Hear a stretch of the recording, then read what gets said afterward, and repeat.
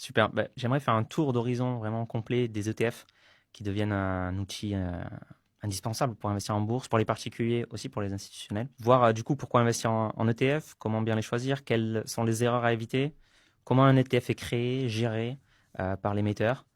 Parler de votre gamme d'ETF, du PEA aussi. Et puis après, j'aurai quelques questions de la communauté qu'on me pose beaucoup. On va surtout parler d'ETF indiciels aujourd'hui, Mhm. donc des ETF qui vont suivre des indices.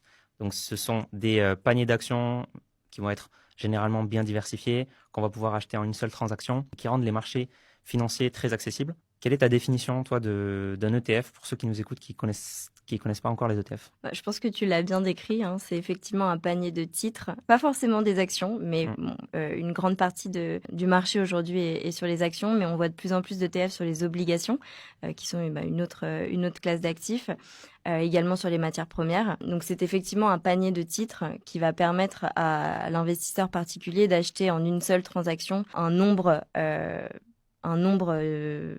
Important, un nombre de titres. important ou Ça dépend des indices, ça mais dépend des indices, mais voilà, un nombre en tout cas plus important qu'une seule action au sein d'un même produit. Ces outils sont beaucoup développés sur ces dernières années, que ce soit auprès des investisseurs particuliers, mais enfin aussi des investisseurs institutionnels.